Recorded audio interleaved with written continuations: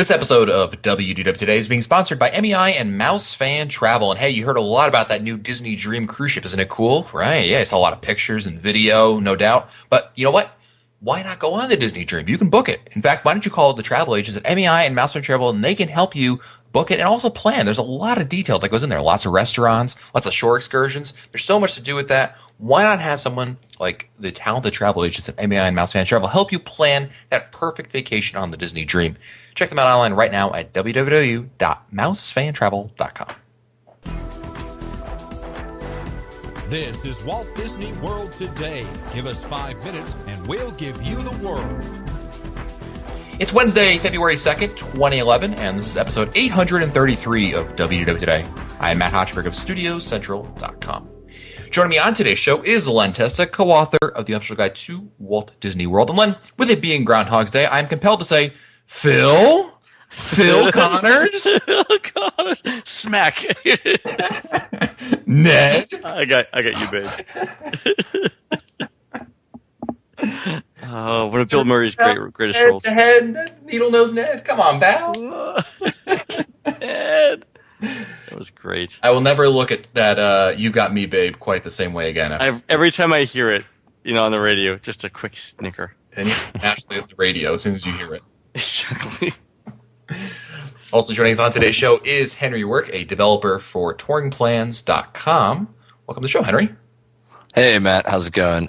Just a reminder, please don't tell my boss that I'm cutting work again to go on this podcast. Nah, no one listens to the show. It's totally cool.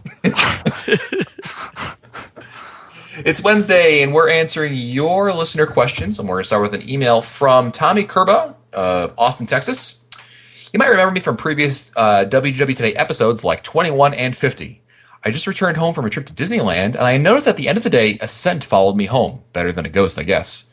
It was a distinct, not unpleasant smell that lasted for a while. It might have been from all the stuff they squirted on me during the attractions like Soarin', or it could be a combination of Dole Whip and churro burps. Any idea if Disney puts out a scent to remind you of the parks to get you back sooner? Thanks so much. I've never heard of it. I mean, number one, they'd have to be putting out a pretty decent volume of spray. I'm thinking maybe because it's Disneyland, perhaps it's just the eminence of the Los Angeles area. Yeah, that's it. Maybe the Disney smell is somehow binding to the smog in the area and it's just getting caught up in their hair. Henry, if you detected a Disney smell that follows you... I'm detecting a little nuttiness. Go ahead. I don't know. Maybe I'm still inside the bubble and I need to even venture further to shake off the scent. Well, here's a question actually for you also. P.S. Why do churros cost $3.50 at Disneyland and $3.75 at California Adventure? Ooh, that's a good question. You know what? There's a career in arbitrage here. Yeah, I was about to say.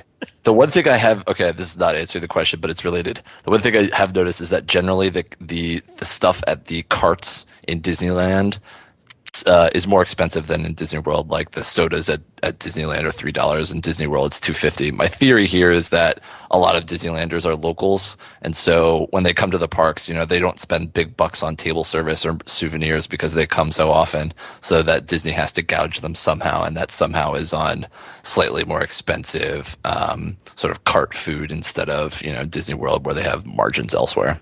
Or Disneyland.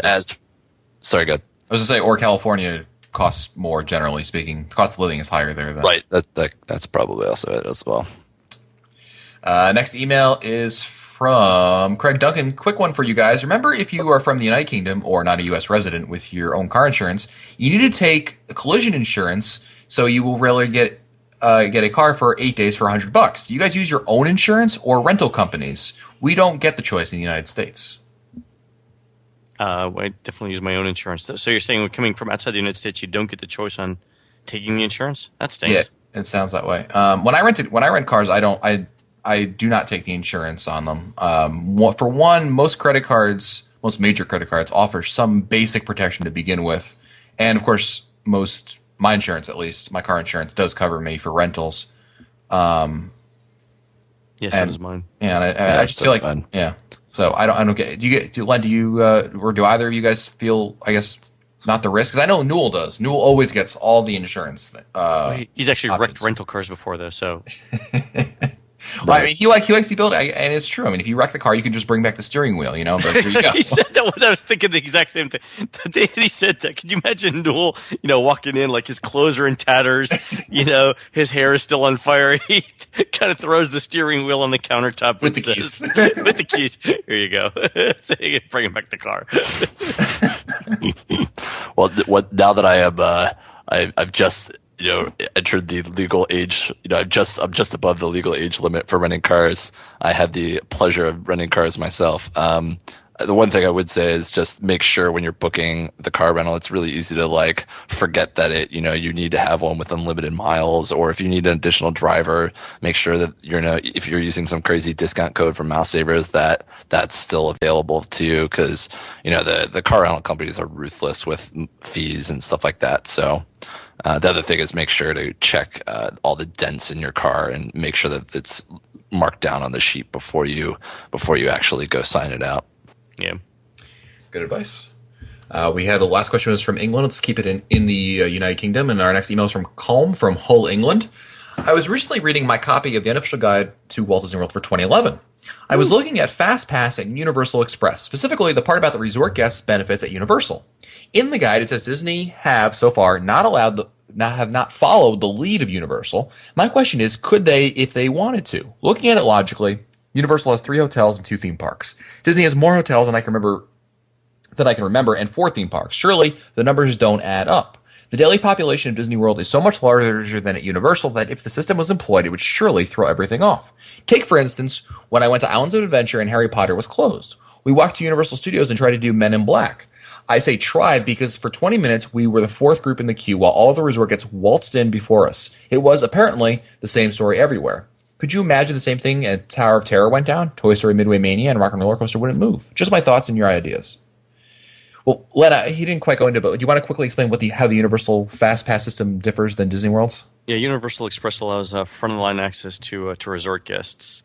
They have a special entrance, right? It is. It's a special entrance, and it's a benefit of staying on site. It's a separate entrance in the way that FastPass reentry is a separate entrance as well. And you actually see this at theme parks around the world, not just in Orlando.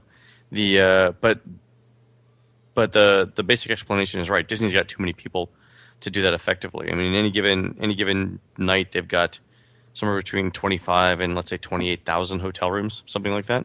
Right. Each of those has 2 or 3 people in them, so you're looking at 50, 60, 70,000 people. They would effectively shut out the non-Disney resort guests on any of the more popular attractions. You'd never get on Toy Story Mania. Yeah. So I don't think it would work. But Disney is experimenting though with certain types of other Fast Pass benefits, like the ability to pick the start time for your Fast Pass from Resort TV. If you could go back and look at the patents available, the patent submissions available that Disney's sent in on the U.S. Patent and Trademark Office site, uspto.gov, you'll see all the different variations of Fast Pass benefits that they've been looking at. I know if you go back to one of our older shows, I don't have the episode number offhand, but we had, I believe it was Jim Hill was on, and we talked about some of the possibilities of FastPass and the future of it. And there's some interesting possibilities in that episode to consider. I mean, they could definitely make it a pay for play system. Right. My question is, or the question that they would have to answer is, how much revenue would they get from it versus how much would they antagonize their regular day guests? So if you're spending $500 a night at the Grand Floridian and you don't want to spend another $50 a day for extended FastPass benefits, how's that conversation going to go? Right. Yeah. Anyway. A couple other more caveats to that is, one, I actually experienced the opposite when I stayed on site to see Harry Potter in October, and from what I can tell, the lines were super long. There weren't that many resort guests using these Universal Express passes. Also note that it's not valid for the number 1 attraction in Islands of Adventure right now, the Harry Potter and the Forbidden Journey. So, like, if that was implemented in Disney World, Toy Story Mania might be not valid or something. Also, the last note is, and this is something that I learned on the day, is that it's only valid once per attraction, right? So you can only go on Amazing Adventures in Spider-Man once with Universal Express. Otherwise, you have to get in the regular standby queue. How do they regulate that? So they have cast members outside who actually scan your ticket And then before they allow you to get in, it's not like some paper tickets or anything. And then the thing that's I think is a little bit weird is that for some of the attractions, the merging situation. So you're in the separate line, which is kind of like a fast pass line. But when you merge, it's not like there's some cast member standing there who like says, okay, now let's let some fast pass people in. Okay, now let's let some standby people in. It's almost just like the merge, you just have to do the merge. So you have this sort of like showdown situation with the people on the standby line, which is a little bit interesting. Yeah. Wow. Next email is from Jared Crespo, who wrote the WW Today theme song. Yay. I was just thinking, how come Walt Disney World can't come up with a good free travel planning video anymore? Do you guys remember the one that actually had characters in it taking you from one attraction to the other? There was Aaron, the host, Stacy, not that one, the mom, Luke, the stereotypical stoner directly out of Half-Baked who was obsessed with thrill rides, and Dave, the quintessential lazy American who just wanted to take it easy all day long. My girlfriend and I take this DVD on the plane with us every time we go to Florida and laugh uncontrollably, even though the video is extremely outdated by now. This was back when Happiest Celebration on Earth was still going on, like 2005. Anyway, nowadays the planning videos are so boring and play the same stock footage from 1995 videos with a few added extras for the newer attractions. Have any of you ever noticed this? The Happiest Celebration Earth DVD didn't have any stock footage at all. I haven't looked at it, but now that Jared's mentioned it, I'm back on eBay now, already looking at looking for old Disney planning videos. I still have some, or did we throw them out? I used to get them every year. Yeah, I have a few from earlier in the decade, but none of them are particularly memorable. Yeah. Yeah, no, I had one from like 96 that I watched over and over and over again when I was like 14 years old. That was my Disney World outlet. But I got delivered a DVD set. I think it was actually from Disneyland. They're DVDs now, obviously, but they're very synergistic. It's Disney parks. It's not. I didn't get like a Disneyland CD. I got a Disneyland/Disney World CD. Oh, that lame. had very, very similar content for each of them. And it was actually pushing this whole new memories stuff. They had, a long trailer in the beginning with user-generated photos and video and stuff. God, it upsets me when they become so cheap like that. Synergy! I was going to say, if you think they're bad, though, about like reusing stock footage, the worst is the local news. I swear, if I see Mickey Mouse from you remember how Right. Mickey Mouse used to look like? Yeah, from like the 70s. Yeah, like if I see one more video when they were talking about Disney World and I see a video of like old timey Mickey Mouse and Donald Duck with like the weird bill, it's like really, you can't send a crew out there to go take some video? I think that's what CNN does when they're bored. They're like, okay, we only have 23 hours of news today, so let's dredge up some Walt Disney World stock footage. And they just show the make up a oldest story. stuff, like my favorites, you like Splash Mountain, you have when that opened in the early 90s and people still have early 90s fashion on, and it's awful. Red with black stripes, lots of zippers, Lots of neon. neon, exactly. Snap bracelets, yeah. No, but in those videos, it's only, it's very nondescript T-shirts and stuff like that. So you'll just see like solid color shirts. Yeah, no Ocean Pacific hats with shirts. no logos or icons on them or anything. Everyone's got teased hair. It's awesome.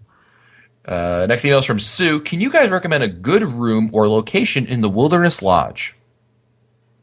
A good room or location in It's all you, Len. Lodge. Yeah, Wilderness Lodge has a lot of noise issues. So that's one thing you have to keep in mind because it's just one huge building. Although I guess it depends how far down one of the hallways you are. I'm sure, Len, you've got some room recommendations in the unofficial guide, right? Yeah, do hold on one second. Let me look it up. Henry, have you ever stayed in the Wilderness Lodge? I never have. I've eaten at Whispering Canyon many times. I really enjoy the lobby. The pool seems really, really cool, but I've never stayed there. It's a nice hotel. I've stayed there once once or twice actually. The pool is fun because you feel like a salmon swimming upstream. Aren't the rooms kind of smallish? Yes. Yeah, they're like the size of a moderate. So and they really are. They're like 320 square feet. They're not ish somewhere in there. All right, so best rooms, right? Yep. All right, so the Wilderness Lodge is sort of like U or V shaped, right? It's sort of Shaped like me? U or V, yeah.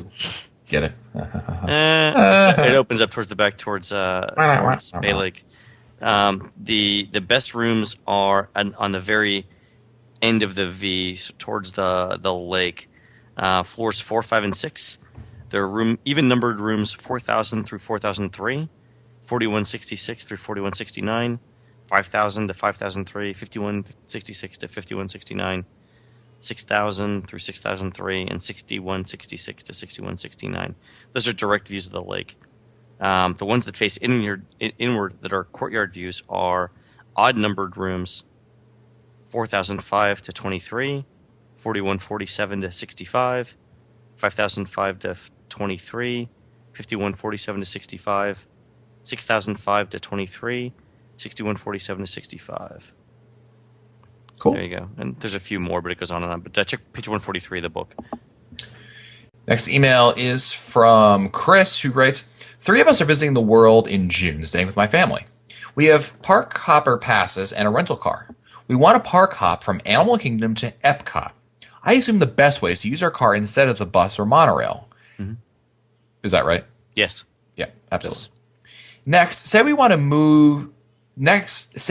to maybe go to Hollywood Studios at the end of the day after Epcot to ride Toy Story Midway Mania. So before heading over to Epcot, can we park at Disney's Hollywood Studios, pull up close to the entrance, and only one of us runs in with 3 of our passes and use the Fast Pass machine at Toy Story Mania for all 3 passes? Or do all 3 of us have to physically go through the turnstiles to be able to use our passes in the Fast Pass machine? I think we've answered this question before. Everyone's got to go through the turnstiles with their tickets. But then once you're done with that, you can just hand them to somebody off and leave the park.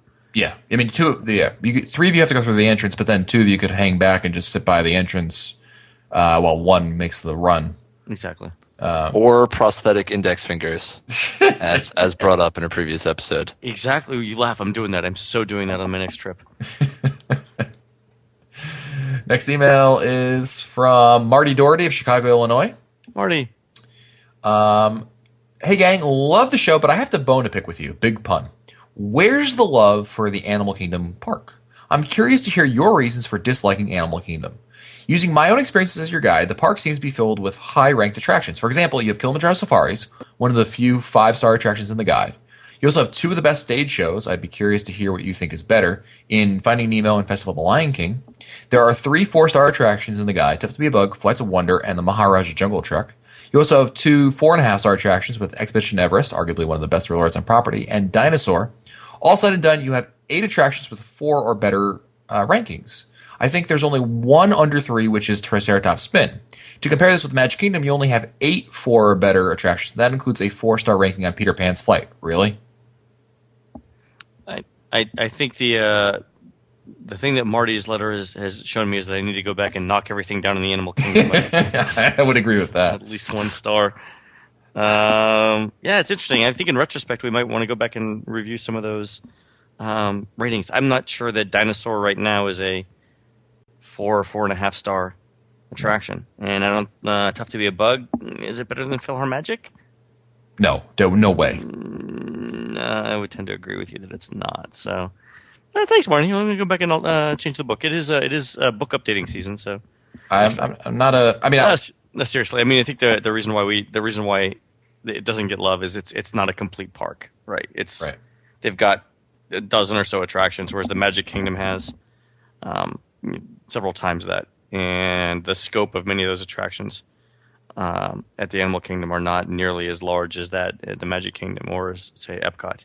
It's a park that Disney built to say it had a 4th park, not with the same, I think, sort of commitment or vision as Epcot or the Magic Kingdom. It could be a great park. There are certain parts of it that are very, very good, but it needs more investment to be on par with the original 2.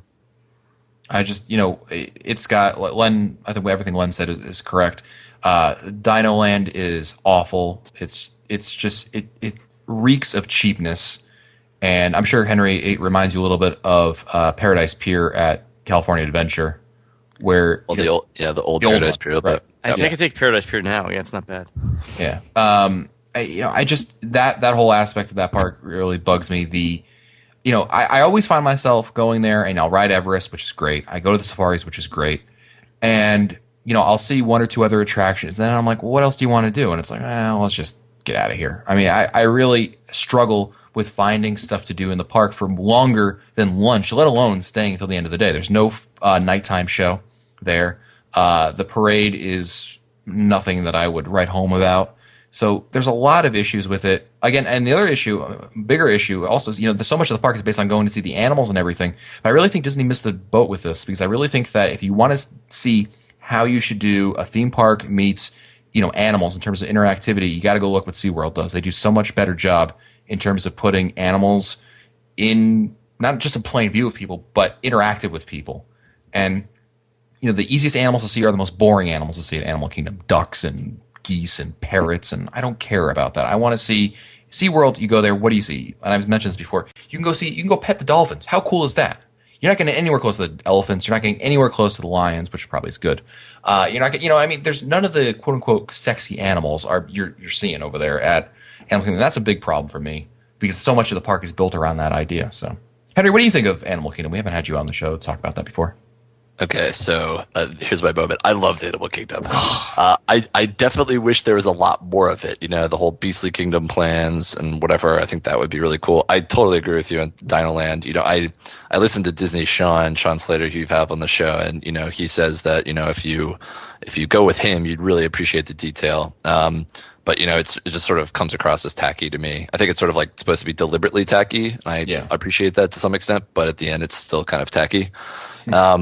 I think I love the attractions. I love just the general theming. I love walking around that park. And I love specifically walking around that park during evening extra magic hours. If you've never ridden Everest at night, it's a great experience. Everest at night is just like have dinner at Tusker House, grab like an adult beverage and stroll around the park. I think that's like a perfect evening. My issue is that there's nothing to stay for, and most of the days of the year the park closes at 5 or 6 o'clock. If they invested a little bit more heavily into the park, added more attractions, and added something for the nighttime show, perhaps like World of Color or something, they could fill that park to the capacity, way more often. So I'm a defender, Matt, and you need to see Festival of the Lion King, which is a crime and I don't know, a heinous crime that you haven't seen it yet. You've never seen Festival of the Lion King? I haven't got around to it. And you're waiting for. It's that thing it's that one thing I haven't done in Disney World, really, the one big thing. So it's my it's not that I don't want to, just usually get too bored of the park. The first show's at 10:15 and you're usually gone by then. Exactly. That's probably what happens more 10:15. I should be out of here by 9:45. I've seen Everest, so gotta bail now. All right, I've been on the safari, rode dinosaur. Anyway, all right. Next email. Patrick has a written dinosaur. Next email is from Al Perkins, host of the Mellow Cast from Queens, New York. I'll be staying at the Wilderness Lodge in August, and I'll be renting a car. Driving to the Wilderness Lodge is easy, but getting out of there can be a little tricky. In your collective opinions, what would be the best way to get to Epcot from Wilderness Lodge? Bus, car, take the boat to the Magic Kingdom and hop the monorail, or some other method I haven't thought of?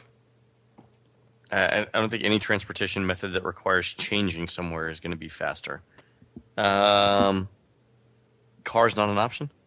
No, he did say car. He just wants to know if there's anything better than that, like the monorail, boat monorail, or no. I don't think the monorail is going to be better.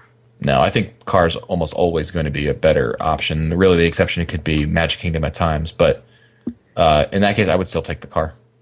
I'm thinking car is always better for everything but the Magic Kingdom. I can't think of a situation in general where it's not from the Wilderness Lodge.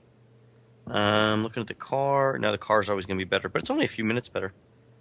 From Wilderness Lodge to Epcot by car is a 12-minute savings on average.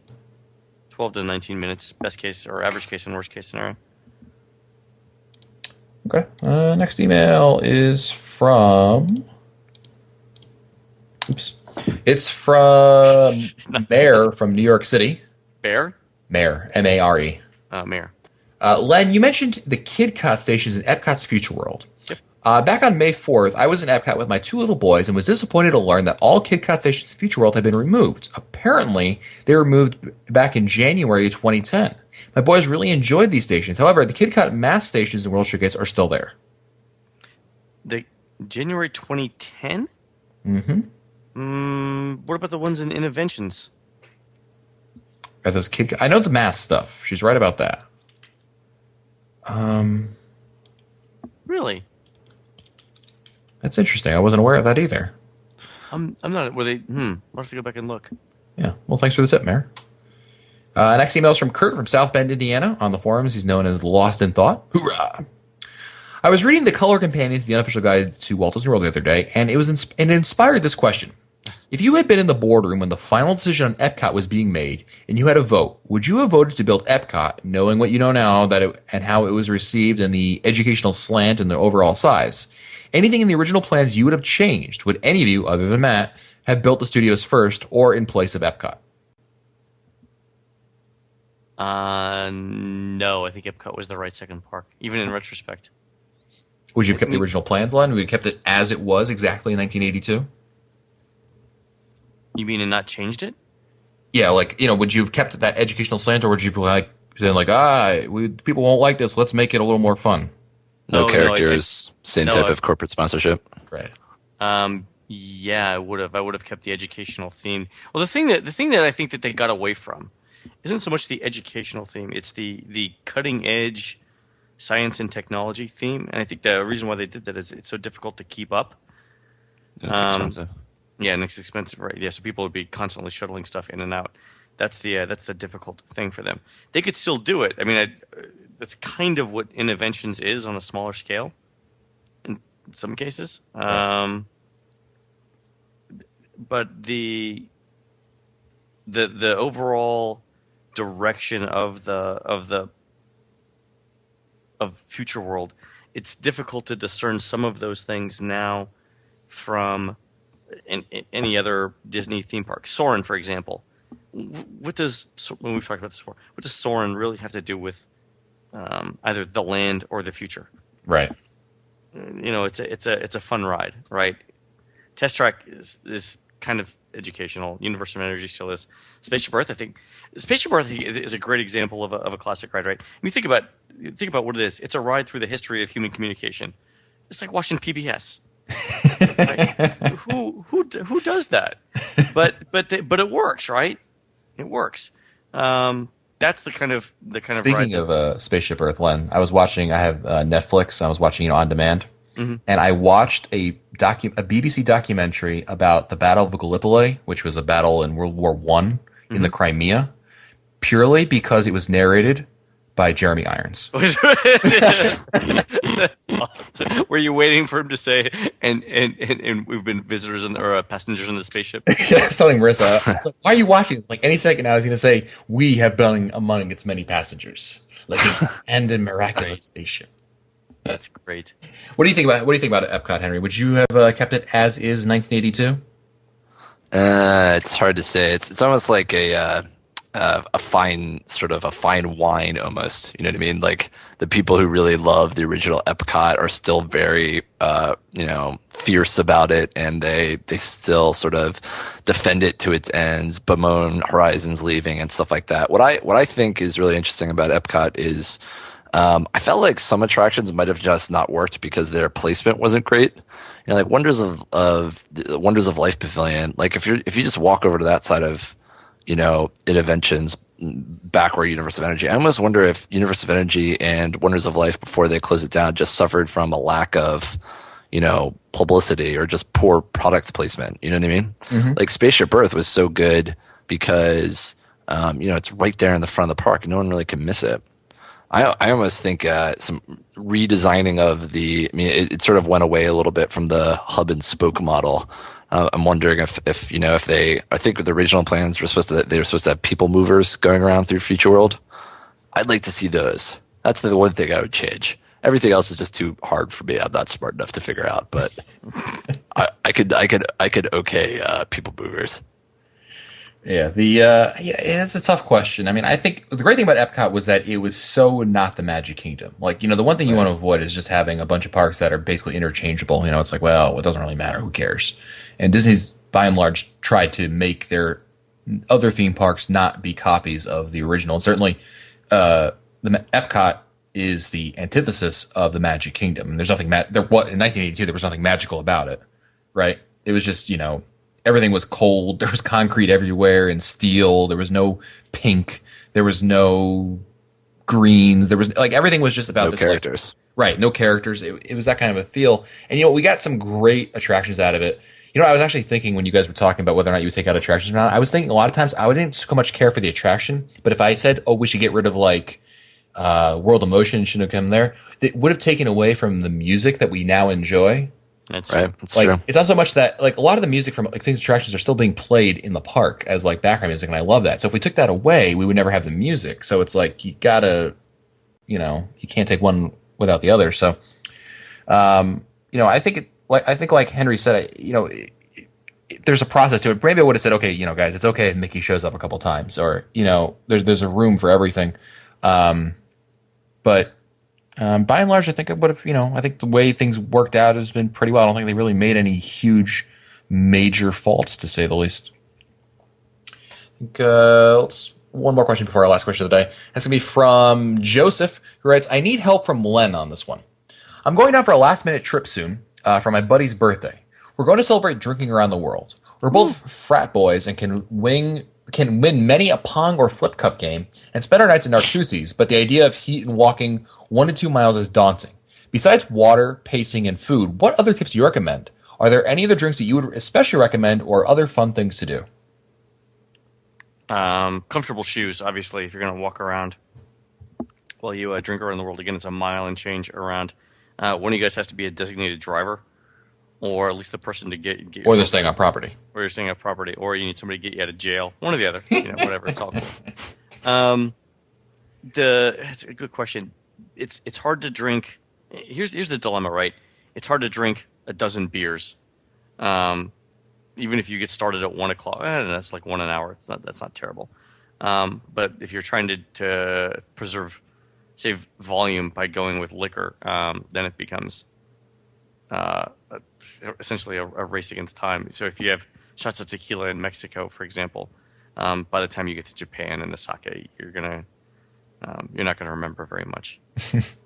I would say actually, I mean, I love to be able to just go to places that I enjoy and just relax over there. Like La Cava del Tequila, I know it's all, you think, all they did is tequila day, but they have a great assortment of drinks there. I think it's far more fun to be able to sit there for a little while and enjoy drinks, over there, as opposed to like just going from country to country to country. Yeah, I mean, if you started at noon, it would actually be a nice tour. Just like a drink every 45 minutes. Yeah, what do you think, Henry? You've enjoyed 1 or 2 beverages in your time? Yeah, I mean, I've sort of done the drink around the world experience, but I recommend just sort of picking out the best places to go. Like it's not that much fun to have a beer in Norway. I mean, it's from a cart and it's expensive. It tastes like Budweiser. Yeah, and essentially, I'm pretty sure they just have kegs of Budweiser by the thing. It's Carl's. So. Yeah, right, but so like Cava del Tequila, the Rosencrown Pub, Germany's fun if you're drinking, if you're eating at the beer garden. But other than that, if you're really keen on it, just pace. Start as soon as World Showcase opens, and make sure to eat lots of food and don't mix drinks. Just if you're gonna go with beer, stick with beer. Yeah, beer before liquor, never been sicker. Liquor before beer, in the clear. I love a rhyme. I think you did bring up a good point about eating, Henry. If you go to a place like Beer Garden and you just have a meal somewhere, at least in the middle, if not more than, maybe if you're like Len and you're starting out, in noon times, you have like lunch and then you have another meal at some point else. A great, huge sit-down meal would actually be good to help you, not you get to sit down and relax, you get to stop drinking for a little while, and you get to fill up on food, which helps a lot. Right. Last email today is, we don't know who it's from yet. Usually we have Mike Newell pick from it, but Henry, I think we're going to let you pick this time. Woo! So the last email of the day, Henry, I'll give Henry 3 emails to choose from. 1 gets read today. The other 2 go back to the email queue to be answered later. You ready, Henry? Yep. Your options are Woody or Wookie. Len, do you still despise it? The wheels of Len's bus go round and round. Seriously, what is this? How are you picking up these questions? I swear it's all random. All right, I'm not gonna attempt to let. I'm just gonna say Woody or Wookie. Last email of the day is from Michelle from San Antonio, Texas. My family, myself, husband, and 9-year-old son will be traveling from San Antonio, home of the Alamo, to the world May 19th and 22nd, 2011. I remember. We're going because we love Disney World, but my son is dying to ride Star Tours too, as he's a huge Star Wars fan. My last visit, Toy Story Midway Mania, was in refurb, and we did not get to enjoy it, and it's our second favorite attraction at the studios. Here's our dilemma. We're pulling our son out of school for this trip, so we had to keep it short. We'll only have 1 day at Hollywood Studios, which will be Saturday the 21st, which may also be the first weekend of Star Wars weekends. Which attraction should we head for first Saturday morning? Toy Story Midway Mania or Star Tours 2? We've ridden Toy Story before, but are really wanting to ride it a couple times, and I have no idea how crowded Star Tours will be. I expect. We need a strategy. Can you help? Ooh, that's really interesting because they're going May 19th to the 23rd, right? Yeah, their day of the studios is the 21st, which is the day after the official opening. Ooh. I'd Yeah. get fast passes for Toy Story Mania and ride Star I would Wars. think, yeah, do the split, right? Yeah, I think that makes sense. Like send your husband to Toy Story to get fast passes while you and your son ride Star Tours, and then your husband will come back. He can meet you. I'm sure your son will want to ride again, so you might as well. And it's going to be somewhat random, so go back on it again and have your husband join you. That would probably be my suggested strategy. It's going to take 25 minutes to get that fast pass. 20 minutes or so, let's say, to get the fast pass for Toy Story Mania, and maybe 15. Yeah, and of course, show up early to the park before opening. Yeah, you want to be there. You want to be. If you, do they stack people at the studios for entrance, Matt? Oh yeah, Yeah, they do. Yes. So you want to be on the other. You want to be past the turnstiles when the park opens because it's a huge advantage, right? Oh, absolutely. I would get there, especially Star Wars weekends. I would get there at least half an hour, so 8:30 if it's a 9 o'clock opening. Oh, it is opening for Star Wars weekend? Yeah, Ooh, I was about to say, like, it's gonna be insanely it's crowded. totally up in the air if it's opening on like a random Tuesday with Star Tours, but if it's Star Wars weekend, yeah, they're that targeting thing's gonna be it. mobbed. Yeah, it is exactly. So what do you think is going to peak higher, Star Tours 2 or Toy Story Mania that day? It's got to be still Toy Story. Star Tours is far Yeah, too it's- efficient. Yeah, it's a capacity. It's got thing. 6 simulators. I mean, Yeah, but it's the first weekend, man. And yeah, during but Star you Wars don't understand weekends. the nerds. The nerds are more interested in getting fast passes for, Jeremy Bullock or one of the other Who? people. What? Who? The guy who played Boba Fett. Just don't understand their nerds. Very good. Well, this will do it for us today. Don't forget, this episode of WDW Today has been sponsored by MEI and Mouse Fan Travel. And hey, you want to go to Star Wars weekends? I'll be there. We're gonna get Len to come down somehow. I'll make it happen. But regardless, I'll be there to come say hi to. So you should come down to Star Wars weekends too. And you know who can help you book Star Wars weekends? MEI and Mouse Fan Travel. They're gonna have great packages lined up to help you go to Star Wars weekends in May and June 2011. Check them out online at www.mousefantravel.com. If you want to find older episodes, read our show notes, or send us your comments, you can visit us online at wdwtoday.com. For Len Testa, Mike Scope, Mike Newell, and Henry Work, I'm Matt Hotchford. We'll see you on the next show.